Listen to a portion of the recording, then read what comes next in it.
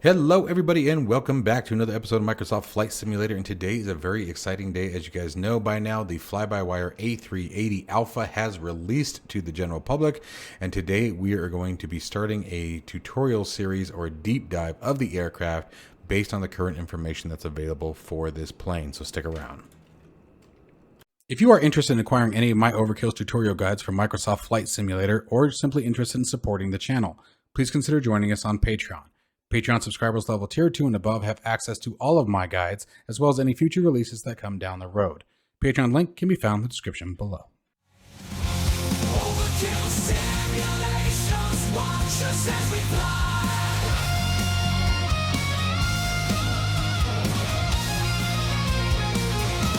Overkill simulations, a thrill will never die in the heart.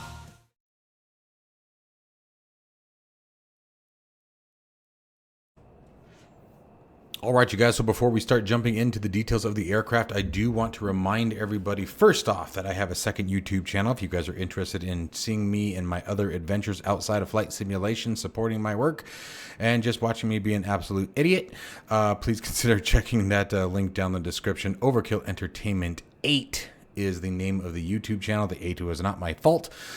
But anyways, it would be really helpful if you guys... it would help me out a lot if you guys help me get it off the ground up and running. Anyways, now into the aircraft and what to expect from this video. First off, there will be chapters to all of these segments down below. We're going to talk about the two different types of installations. There's an 8K and a 4K, but there's more detail to this than just, 8K versus 4K. There's a bit more involved in deciding which one you want to install. Second, we're going to get into the EFB and Microsoft Flight Simulator controls configurations. You need to configure your controls in both Microsoft Flight Simulator and on the EFB specifically referring to the throttle detents in order to get things smooth and working for you. So we're going to walk through that, and I'm also going to show you guys how to set up your SimBrief or Navigraph integration, as well as where to get your weather sources and VATSIM connections if you wish to go that route as well. Then we're going to take a tour both around the of course we're going to take tours around the external and internal of the aircraft, and go ahead and get going from there. So let the games begin.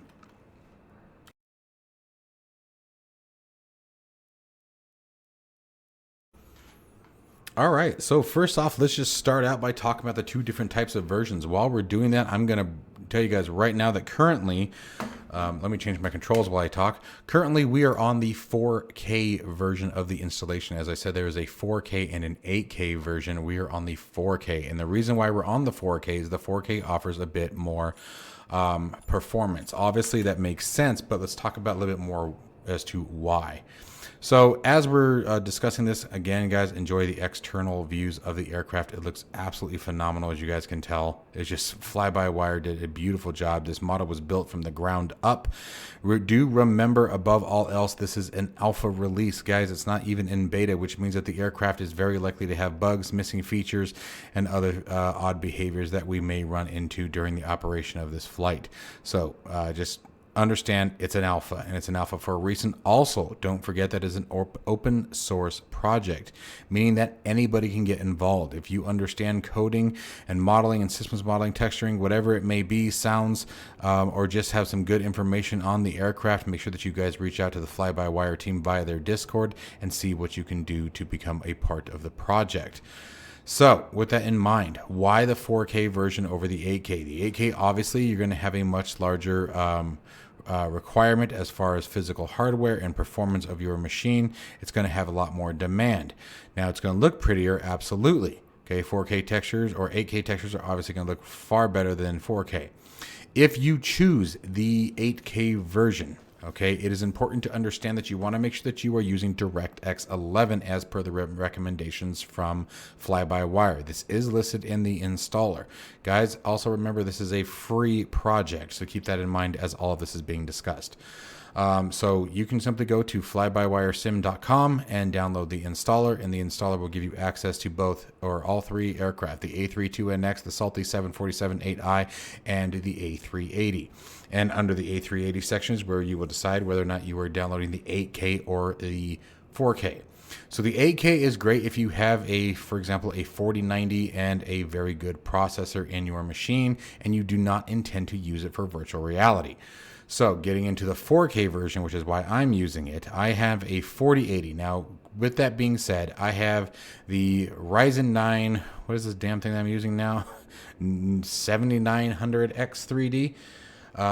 And it worked beautifully in just brief testing. I didn't have any severe frame loss or anything like that on the 4080 with the 7900X 3D. But I went down to the 4K because one of the things that the 4K did state that is it is recommended for virtual reality.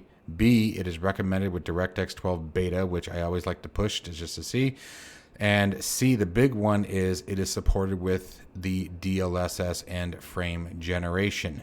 Now, let's talk about the frame generation for a second. I currently have mine disabled. One of the oddities that I noticed is, especially in the external views. Now, I do not think this is related to the aircraft. Actually, let me give that a caveat. I do not think this particular issue had anything to do with this specific plane. I have seen it before. So I had to disable frame generation because what I found is when I went to the external view is the screen started jumping and tearing and lagging very, very badly. It was fine when I went into the cockpit for a minute, and then when I started to turn my head more and more, that issue started to persist. Disabled frame generation and the issue went away. Now, with that being said, and again, my hardware listing is also available in the description down below. With my current hardware and frame generation disabled, I'm still rocking easily over 60 frames per second at ultra settings. We are on ultra settings. The only two settings that I do disable are motion blur and depth of field. I just don't like the way they're particularly modeled in any simulator. I don't think I've ever found a simulator that I like the way they're used. So keep that in mind. Okay, so those are the reasons that I went with the 4K version of the aircraft, is I do want to be able to test it out in VR. I did want to use DLSS, and I do like using DirectX 12, even though it's still in a beta. I am most of the time finding better performance with DX12. Okay, so that sums up the two different variants and why I am using the one that I'm using and giving you guys the option of what you have. So with that in mind, let's jump into the cockpit and let's start talking about the EFB.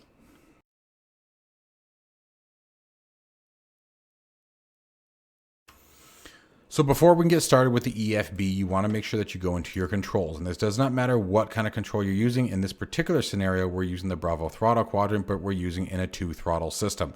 My Bravo physical hardware is currently configured for that of the Boeing 777. And literally, I'm using from the Flight Sim Factory, the Boeing 777 add-on kit for the Bravo throttle quadrant. So the Boeing 777 flap detents are there, speed brake detents in there, and throttle handles are on there. So I don't really want to change it as the 777 guide isn't complete. So we are using it on a 2-throttle system with the center 2 axis. So with that in mind, what do you have to do? We have to take throttles 1 and 2 and put them on the throttle 2 axis. Okay, they're on the same axis, right? And the same thing with engines 3 and 4 going for the second axis. That is the only thing that is a requirement inside of the simulator. Everything else you can set up as you desire.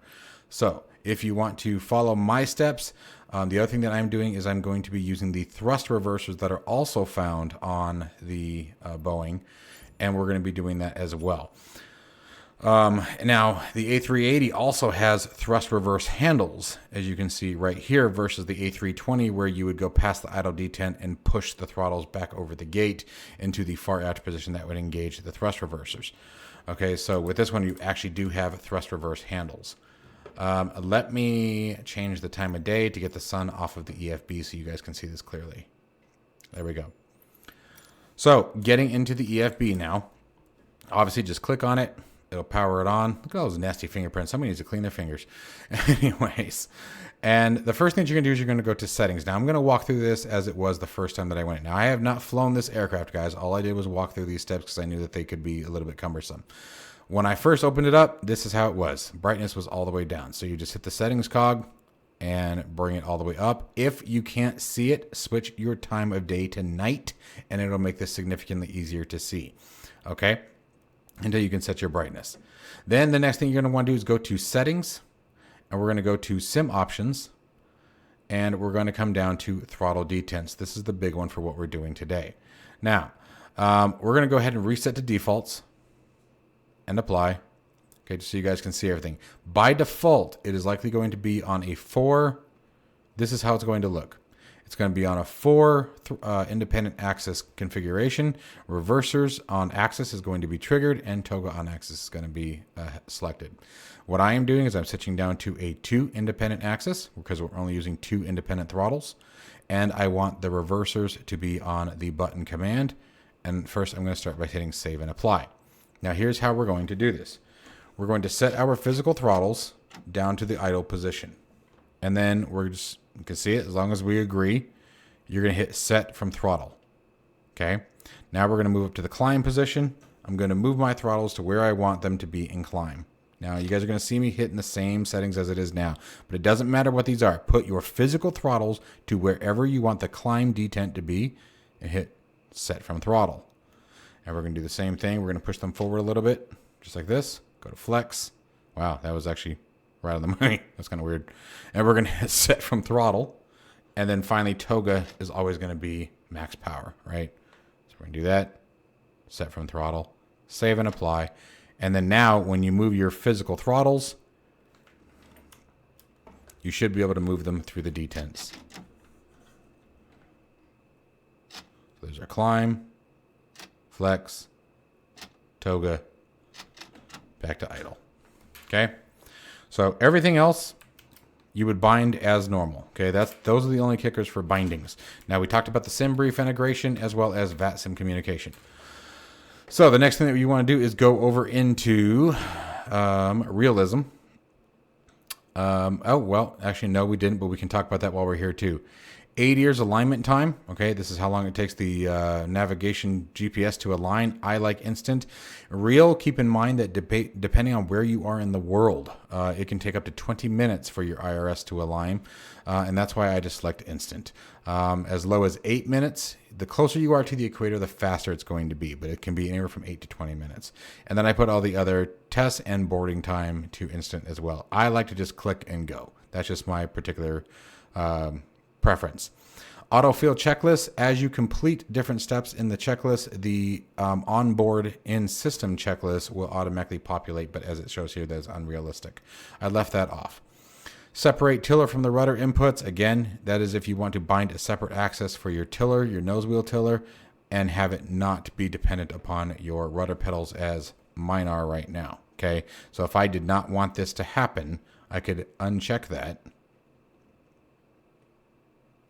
And notice that when I move my rudder pedals, the tiller no longer moves. I don't recommend that unless you have an axis that you know you like to use for tiller. And then everything else I leave as is. TD pause, what this is, I saw someone comment on another video asking what it was, and that's fair. What this stands for is TD is top of descent. So as the aircraft is navigating, you're flying through the air. In our case, we're flying up at 39,000 feet. We're getting to the point where it's time to descend. We've reached our point in the flight path where it is time to descend the aircraft. That is the top of descent. Okay, so basically the point at cruise altitude at which it is time for you to descend the aircraft.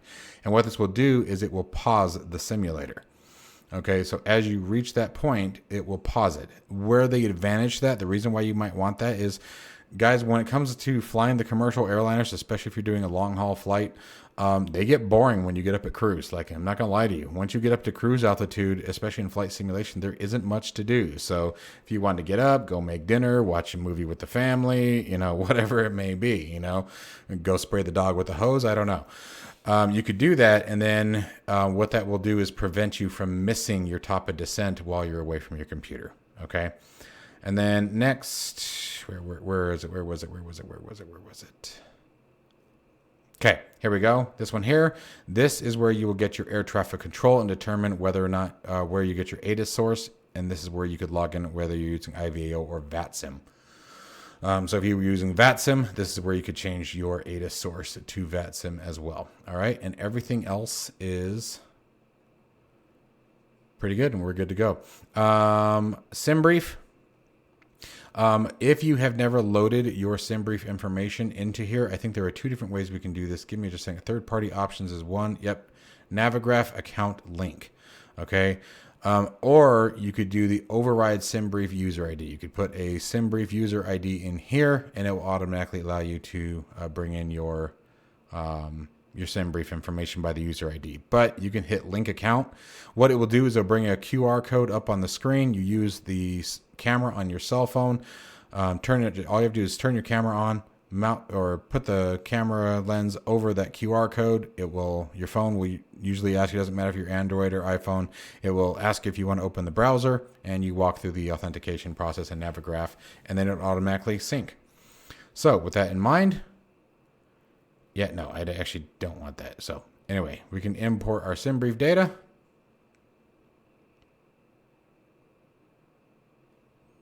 Do I have to go back into that now? Because I might have made it mad. Trash that. Okay, let's try this again. There it goes. All right, there we go. All right, so now we have our fuel and payload imported. And so going through the EFB, again, for the purpose of this simulation, you guys can see everything. You can actually break it down between the main deck and the upper deck. Passengers, again, keep in mind that when you're talking about an aircraft that can hold almost 500 people, and actually I think it's more than that. So like for this flight is 394 passengers. We're going to set our boarding time as we did earlier. You guys saw it in the settings to instant, and we simply do that. And the aircraft is, notice that the baggage as well as passengers are now on board. Okay, fuel, same game. All right, so the OFP, I actually don't remember what it shows as our block fuel. Block fuel shows as 73,590 pounds. So if we go into back to our ground service and go to fuel, oh gosh, it was right there in front of my face. We're just going to make that an even 75,000 just to have a little extra. And begin fueling, and again, instant. Look at this thing's like, really? That's it? That's all the gas that I need today? That's weird. Anyways, so that pretty much covers everything from the EFB. Now, obviously, you have your OFP over here. You also have an overview that gives you the option of the aircraft, max takeoff weight, all that good jazz. But what we're looking for is obviously our OFP, top of descent calculator if necessary. But this is where we're going to start the game from here. Oh, the last thing is Navigraph charts. So from here, from the charts, again, once you have completed that Navigraph integration, you can now then come in here. And for example, you can even use your keyboard. And where the hell are we again? We're at Phoenix. All right, and we're going to do that. There's our taxi, airport information. Let's go ahead and load that one up. And check this out. That's pretty cool. Actually, this is really nicely done. You can expand it. You can zoom it out. You can even see what gate we're at. Now, I picked right here because I know our departure runway is 07 left is what it's supposed to be. I don't know if we're going to make it that far in this particular video, but that is an option with this as well. Now, you have the full screen mode. You have light and dark mode, which dark mode is always my preference. Your rotations. You can also pin a chart, and you can also access local files. So there's a lot of different ways that you can access charts. Local files are literally what it sounds like. These are local to your computer. They're saved in a specific directory, et cetera, et cetera. All right. You can fit to screen, whether it be horizontally or vertically. And then if you want, you can just reset the movement. That takes you back to where we were. There's our aircraft. And you have all of your nice taxi information that is necessary. Excuse me, I have the hiccups so bad and they won't go away tonight. I've had them for probably 2 hours now. They're literally starting to hurt my chest. So if I keep talking weird, I apologize, guys.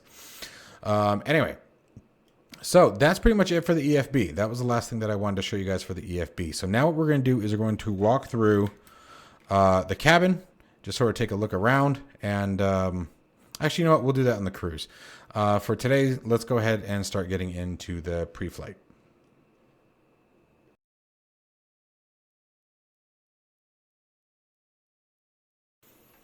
All right, so now we're going to begin going through the documentation directly from the FlyByWire website. My goal for this particular video is to get us through the FMS configuration. Now, there will be moments that I may need to stop and double check things, as obviously the aircraft's only been out for a matter of hours, but I'll do my best to get us through this as smoothly as possible. So first, beginning with the pre-checks.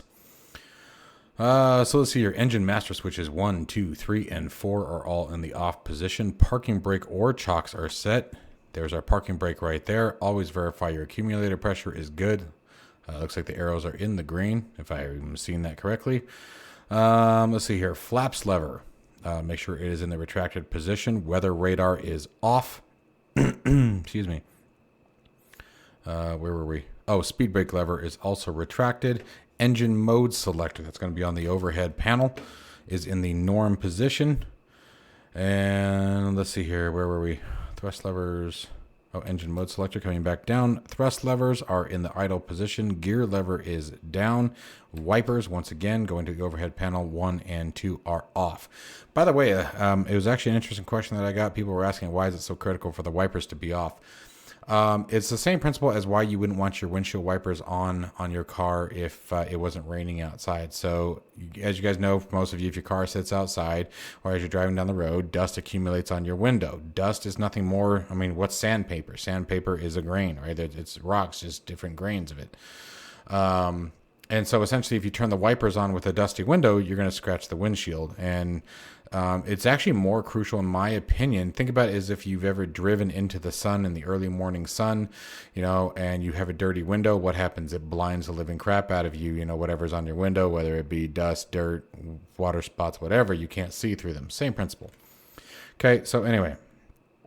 All right, so that completes the pre-check. Now let's go into the initial power-up. So all batteries, you're going to have batteries 1, ESS bus, battery 2, and APU battery. So we're going to just turn them on from left to right. So there's 1, 2, 3, and 4. All right. And external power. External power, there is a specific sequence. It is 2, 3, 1, 4. Okay. So where's my external power? There it is. Okay. So 2, 3, 1. It's those sounds. It sounds amazing. Let me make sure those are up so you guys can hear. And 4. Okay. And then cockpit lighting as required. So let's take a look around your different light sources. Now I'm going to pretty much let you guys find those for right now. But as we come down, there's a few. Here are all your panel light settings, your floodlight settings, and pedestal light settings. Just like the other aircraft, right? Why can I not think of it? FCU, forward control unit. It's all up here. Okay. Let's brighten these guys up.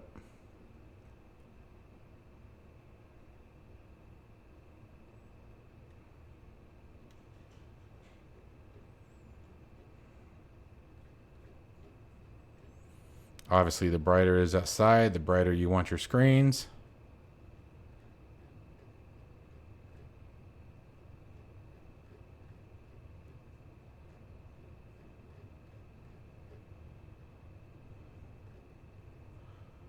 Did I miss one? Yep, we did. There it is. Okay, cool. I'm happy for the moment. If we have to play around with anything else, we will. But let's keep going down here. All right, RMP 1 and 2. I believe that is radio management panel, if I remember. Radio M panel. I think it's management panel. But anyway, it's your 2 radios, 1 and 2. You want to make sure that they are on. Standby radio navigation is off. That's these guys down here. And I'm not worried about those at the moment. Communication frequencies, we're not going to worry about. Interphone reception, release and adjust. We're not going to worry about that. And now let's do the fire checks. So going back upstairs, we're going to move to the far rear of the overhead panel. Oops, it helps if I hit the right button. There it is. All right, so APU, you want to make sure that the APU fire is checked in and guarded. Same thing with your engine fire handles are all in and guarded as well. And you want to make sure engine fires 1, 2, 3, and 4, 1 and 2 for all 4 engines. The agents are off, as well as for the APU that the agents 1 and 2 are off. Okay, or agent, sorry, 1 is off. And then with that in mind, we're going to complete the fire test.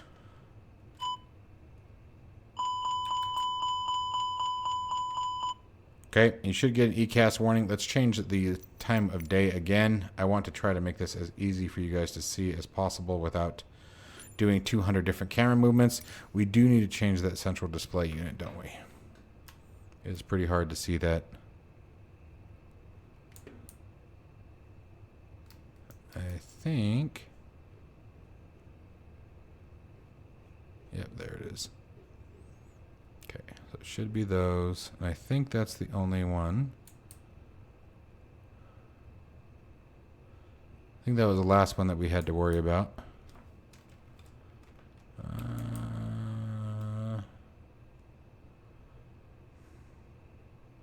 Yeah, I think we're good now. The central display unit is still a little dark, but I don't know that I can do anything about the MFD unit. No. That isn't modeled yet.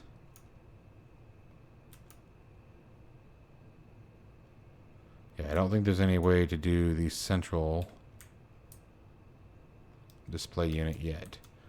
Trying not to take too much time on this, guys, so that's the FCP. Glare shield lights. Foot pedal lights. Okay, yeah. All right, we'll leave it as is. We're just going to get going. Okay. Oh, hey, I forgot about that. That's the keyboard tray. That's funny. Such a cool aircraft. Anyway. So, let's keep on going down. Now we're going to get the APU started. So first we're going to do the APU master switch. Wait about 3 seconds. And start the APU. And then external power as required. We'll leave all of the external power turned on. So that's the initial power up. Now we're going to do the cockpit preparation flows. So starting now with the flows, we're going to begin with the overhead panel, and everything is going to be bottom to top. So we're going to start down here, moving from the left to right. And then we'll move down to the central display unit, and then down to the pedestal, and then to the MFDs, and then from the, not the MFDs, the FMSs, and then moving from the left to the right sides of both the captain and first officer chairs. All right, so let the games begin.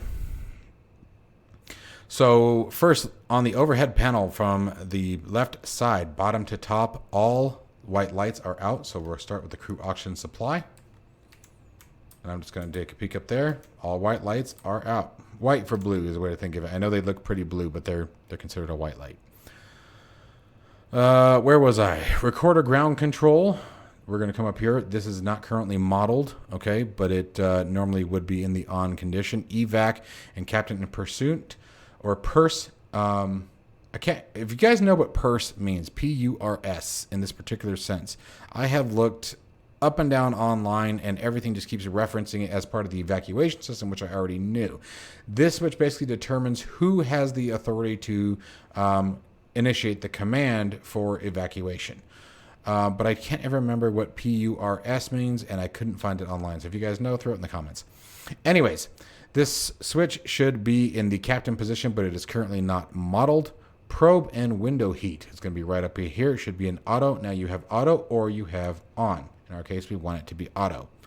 And ADIRs. Okay, this is our IRS system. We want them all in the nav position. So there's 1, there's 2, and 3, all in nav. Now, based on your IRS settings, this is where your alignment process would begin. Again, I set mine to instant because I hate waiting. So now moving back down to the bottom of the overhead panel. Let's set strobe lights should be in the auto position. Beacon light should be off. Nav light should be on. All other exterior lights as required. Wing lights you typically only use, my understanding is in things like raining or icing conditions, snow conditions, things like that. Logo lights you'd pretty much only turn on, obviously, for night operations. And then your nose wheel taxi light, obviously you guys understand how all that works. All right, so moving back down, where was I? Nav lights, remaining exterior lights. Seatbelt signs should be on, assuming that refueling is complete. I do not believe that they turn the seatbelt signs on until the aircraft has been fueled. That way, in the event of emergency, the aircraft can be deboarded quickly. And mobile or auto portable devices should be in the auto position. Emergency exit lights would go to the arm position. And where were we? Engine starter switch should be in the norm position. And you know what? I just thought about something. Can I back up for just a minute? This might be something that I need to check. I might have said something incorrect when I said the engine mode switch.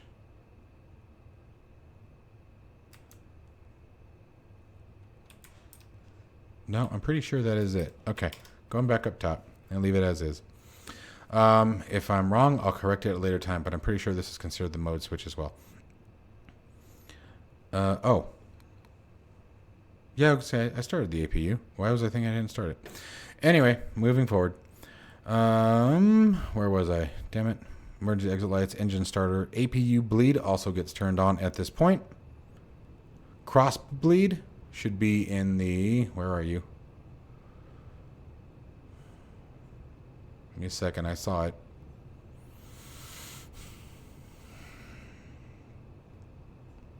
Oh, there it is. Gosh. Cross bleed should be in the auto position. And airflow should be set to norm. As far as airflow continued, cockpit and the cabin. Purse select is where the cabin should be. And cockpit should be as required. So basically, we decided we're going to put it in the sort of the middle position and call that good for us today. Trim track feed. Give me a second. I just saw it. Where are you? There it is. Trim track feed should be in auto. So we're just going to flip those switches. And maintenance panel, all lights should be off. Now, maintenance panel is this one way up here. It looks like the ground high frequency data link is showing as off, but I think that's because that is part of the, that might be a configuration of the EFB if I remember correctly, but don't quote me on that yet. All right. And then now on the overhead panel, moving down to the right side. On the right side, not too much to worry about. You have cargo air conditioning. Also, you know, this is where you keep in mind, do you have animals on board? Radio management panel 3. Oh, I was right. Radio management panel 3 should be on, which it is. Standby radio nav, which is all this down here, should be off. CVR test, which is up at the top. There'd be this test switch here. It would make a chime, but it is also currently inoperative. And main instrument panel. So let's move on downstairs.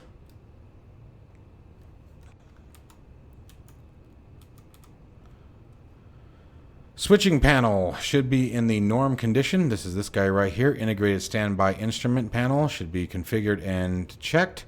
Landing gear gravity switch or gravity system is off. Clocks check and reset as required. Anti-skid is right here, should be on. On the pedestal, much like we have already checked some of this stuff, the parking brake should be on. Body accumulator pressure, check and re-inflate if necessary. Here's your body accumulator pressure. So according to my understanding, this can be considered a little low, but this is not currently modeled. But if that was low, you would press this button right here, and that would then repressurize the system.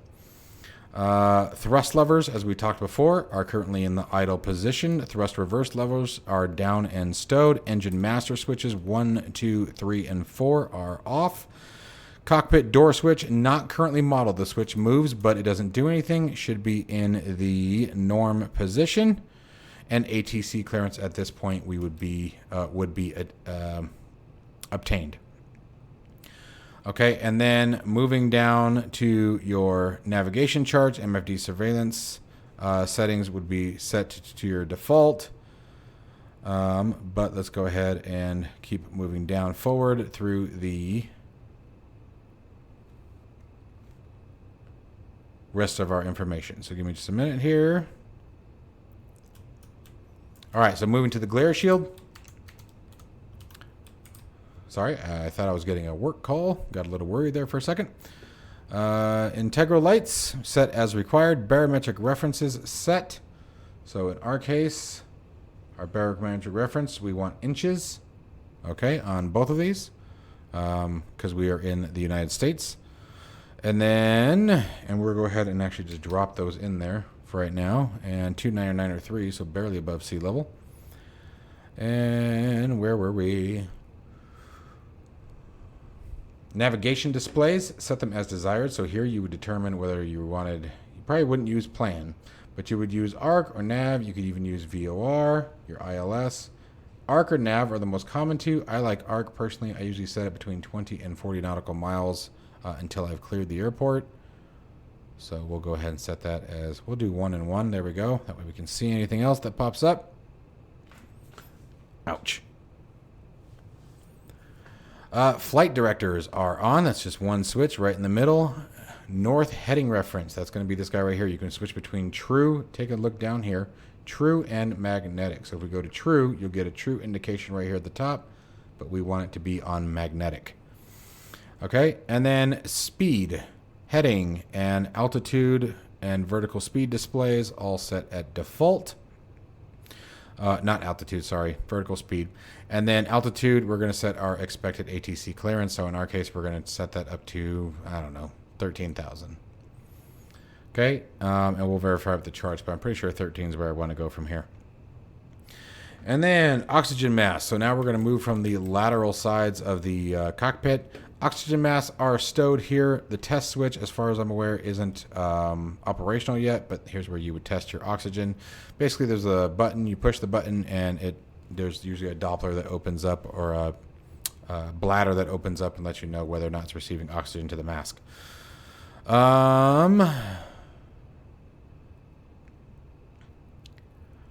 Door SD page, regular PRLO indication not displayed. So let's see here. Let's find our door page.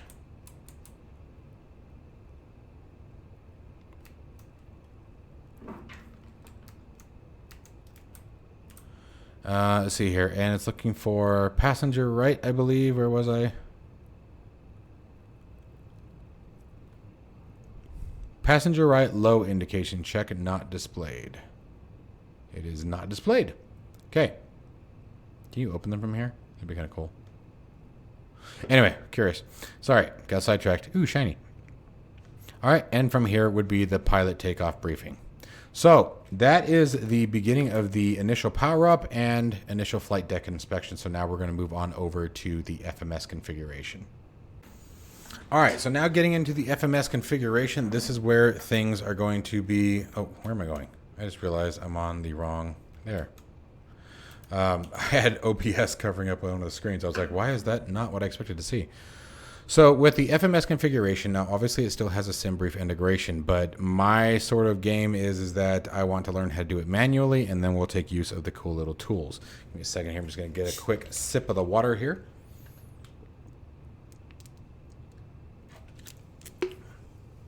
Whoo! Tell my throat was getting dry. It was carbonated water and it hurt. Okay, so there's a couple really cool features about this FMS system. First off, you can use your keyboard and mouse to basically control just about everything. The other thing that's really nice is as you hit the drop-down windows, you can literally get to anything that you want. So it makes it real easy to navigate around the aircraft as well. So let's get into this. FMS initialization, data status, aircraft type. So let's go ahead and start there. So we're going to start here. Okay, so first our flight number. I think I put FlyByWire 1031. And again, real nice. You can just use your keyboard. Click on the box here, and we're going from KPHX. We're going to KDFW. And our alternate is, I have to actually check the flight plan on that again because I forgot. The alternate is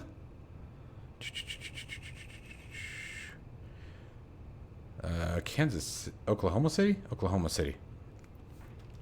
KOKC is the alternate. Okay, we're not going to be using any kind of company route today. We're going to set everything ourselves. So let me get my flight plan up to the top of the page here. Cruise flight or cruise altitude today is flight level 390 with a cost index of 98. Okay, and that's kind of cool because the higher the altitude, the higher the cost index, the faster you fly. All right, so now getting into the flight plan information, we're going to leave everything as is for now. Now, this makes this really cool once again. Normally, you would have to go to a flight plan page, etc. From here, we're going to go straight to departure page. And from here, we can select our runway, and we are set to depart runway 07 left. Our SID is, helps if I have the flight plan up on the screen, going to be Eclipse or Eclipse 1, Eclipse, nice. And our transition is phase. And we can send that to the flight plan, and we're going to go ahead and just insert that one. All right, and now from here, it's time to start looking at our airways and transitions. So, from our flight plan, we know that phase is our transition off of the SID and onto our next waypoint. So from here, we're going to be going direct to EW or EWM. So we're going to highlight, click on the last waypoint where we want the next waypoint to be, and we're going to insert next waypoint. And here you just type it in. So E Echo Whiskey Mike and press enter. And there it is. And we're going to go ahead and just insert that. Now you could keep going. I'm doing this one by one just sort of for the sake of the video. Now, and actually we would have to click it anyway because we're going to enter in an airway. So from Echo Whiskey Mike, we're going to be jumping onto the J4 airway. So we're going to click it again and find airways. So via airways from, we're joining at Echo Whiskey Mike, and we're joining the J4, and we're going to, there it goes. You had to wait for it to accept it. Come on, get in there. Oh, it was. I didn't think it was. My bad. I thought I had the cursor last time. And we're going to India, November, Kilo. Oh, why does the K sometimes do that to me? Sometimes it does it, and sometimes it doesn't. Must be an issue with the integration here. So we're just going to hit flight plan again. And again, I'm sure we could just go down and enter the very next one. And actually, I don't think it took that because I don't think I did it right. So again, J4.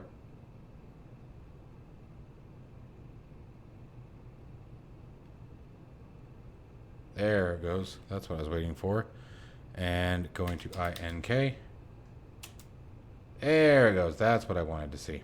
Okay. And then I'm pretty sure that we can just do direct, for example, from here, although we probably wouldn't, we could go geeky. Yep. So it gives the direct, but I don't think it took that last one.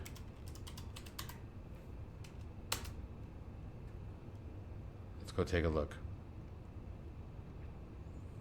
So EWM, there's phase, Connie, Inc. And it did not take geeky. That's okay. All right, so it didn't like the direct there. But from Inc., we know that we are going to insert our next waypoint. And we don't, there's a couple different ways we could do this. This is also the transition onto the star. So actually, you know what, let's do it that way. You've seen how to do the next waypoint, so now let's set it up when it's our transition. So we're going from Inc. directly to our transition onto the star, which is geeky. So at this point, we're going to hit KDFW. And we're going to select the arrival. Our runway that we're expecting is 36 left. So we're going to grab that, move it down. There's 36 left. The approach, ILS, 36 left. Via, this is what are we joining the approach from, not the star. So let's go to the star first if it makes more sense. If that helps you guys visualize it. So we're going from Inc. and jumping on to, what was this damn thing again? SOC 4. And we're getting onto the SOC 4 from Geeky. And then we're joining the approach from Aylin. Insert that, and boom, there we go. Okay, so now everything's in there, but we have that discontinuity. So let's go ahead and take care of the discontinuity. Now, this is where you would want to verify with your charts if you were missing any waypoints or anything like that. Now, in our particular case, I have already verified it with the charts. We do want to, in fact, go direct from here to here. Because remember what a discontinuity is. A discontinuity is a break in the flight plan. It is a point where either the system thinks it's missing a waypoint or doesn't know how to connect the two. So what we're going to do is tell it that we just literally want the aircraft to point direct from here to here. So I'm going to highlight that. Discontinuity. Oh, hang on a second. I didn't insert. That's why. So now we're going to highlight that. and delete the discontinuity, and again, insert once again. All right, now we have all of our legs. Now, just like before, we should be able to move the... There we go. And if we go up, we can, just like before with any of the other aircraft, we can walk through our entire flight. So they're starting at Phoenix.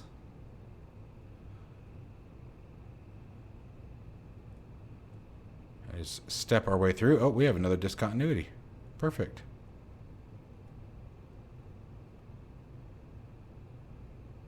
All right, so from here, this would be manual vectors to ALIN, right? You can see from SOC, we're jumping over. So what I'm going to do is delete that. Okay, now you can see it's still an odd backtrack here. So I actually don't want the manual. Yep, I want it just to sort of connect on its own.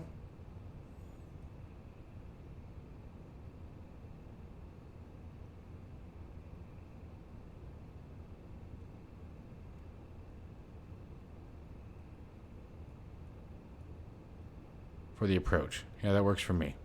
Now we're going to insert. And boom, there it is. And we could zoom in. This is where your range comes into play.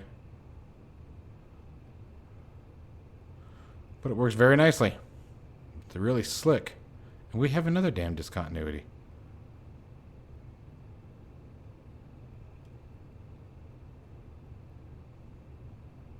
I think that's just for the missed approach, but that's all right. Let's get out of plan, back to arc.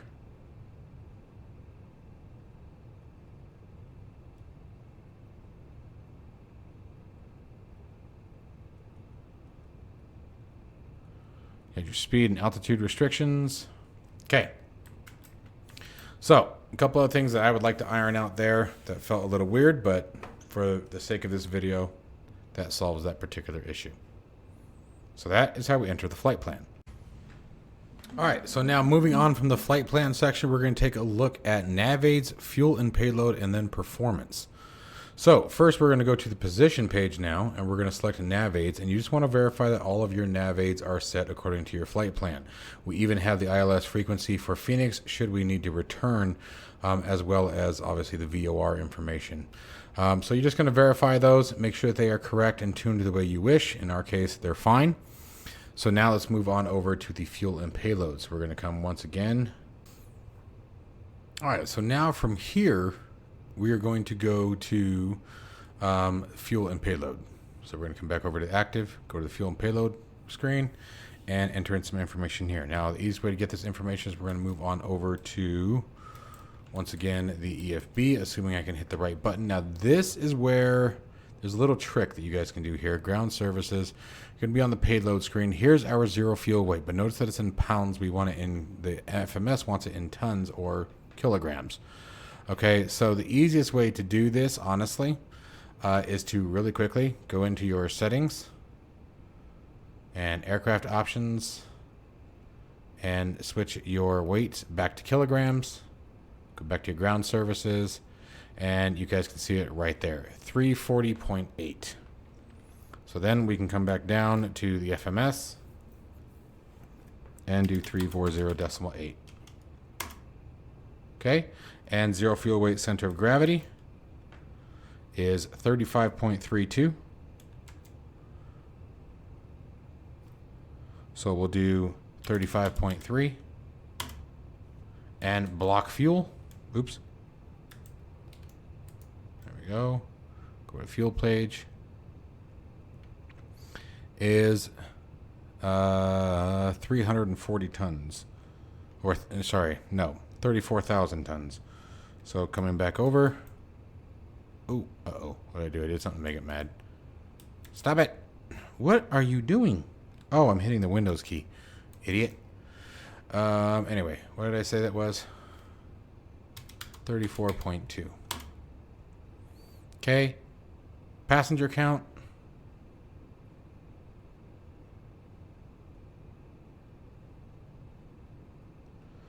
Give me a second. I started things I didn't mean to start. because I kept hitting the Windows key by mistake. There we go. All right. And passenger count, same thing. Back to the EFB. And go to our payload again. Passenger count, 394 passengers on board.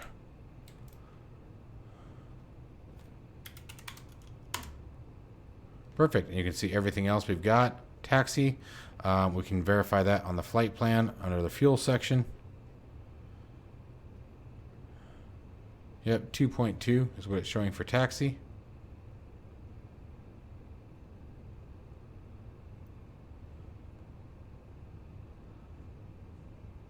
Oh, that looks good.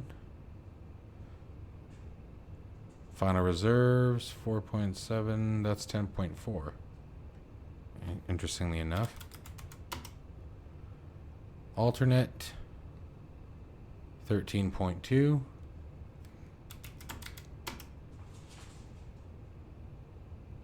And taxi is 1.2 if I'm not mistaken. Ton is 1,000 pounds. So that'd be like 1.1 actually.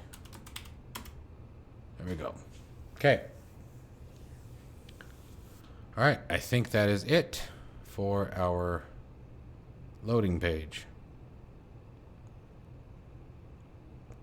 All right. So the final page that we need to check into is the performance page.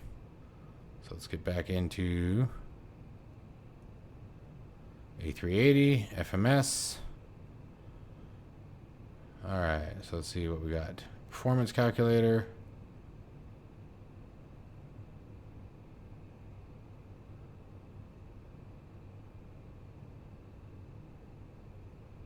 And for this, we're going to be taking a look at SimBrief.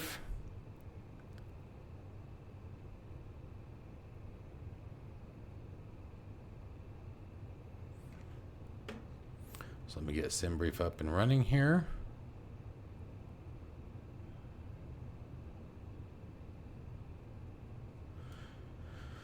Let me make sure you guys can see it. And this is what they are recommending right now, is to use this. Okay, so we're actually doing this again for the second time. You guys missed the first, which is a good thing because I put something in wrong, so just watch what I do. We're going to go to our takeoff performance, and we need to change our flap setting to 2. That was the only thing that I did that was wrong. And calculate. And there we go. These are all of our corrected informations. So, didn't change too much, but let's go ahead and close the window, and let's go back into our performances. Like I said, I had already entered a lot of these in, but these are wrong. Not by a lot, but enough. So rotation speed is 139 knots. And V2 is 143 knots. Flap setting for this flight is flaps 2. Come on. Whoa, it's weird. It won't let me. That's odd. I think we found our first bug. Can I just hit 2? Yes, I can. All right, there we go. Got our way around it. Nope, it still won't let me. Let me set that back to here. Come on, no. We want 2.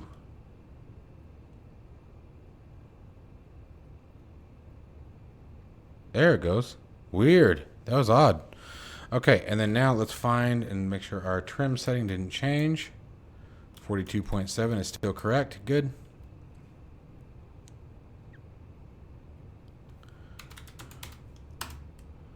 There we go. All right. So there's our performance calculator. And in case you guys missed that, we got the trimmable horizontal stabilizer setting right here. 42.7% is where you find that information. All right. And that completes the performance calculations into the FMS. All other speeds and everything is correct. I believe we set the flex temp. Let me make sure that hadn't changed. Oh, flex did change. Flex changed slightly to 66. There it goes. We don't have a takeoff shift, so we don't have to worry about that. That's takeoff shift for those of you who don't know. So if you have, this is just a rough numbers, okay? Takeoff shift is if runway 7 left was only, say, 5,000 feet, but we were taking off at the 1,000 foot mark, that actually only gives us 4,000 feet. All right. So the takeoff shift would be the difference between those two numbers. Okay. However far forward from the threshold you're taking off is what the shift would be. Right. It's shifting the total distance of the runway of what it thinks you have. But in our case, we'll obviously be taking off from the threshold or from the takeoff markers. All right, and I think that is it for the FMS, guys. I hope you guys are enjoying this video so far. Tomorrow we will be taking, or in the next video, excuse me, tomorrow we'll be taking a look at the engine start, taxi, and takeoff. So stick around, guys. I hope you guys are enjoying this. This is a fantastic aircraft to fly by wire. Congratulations on a marvel well hit.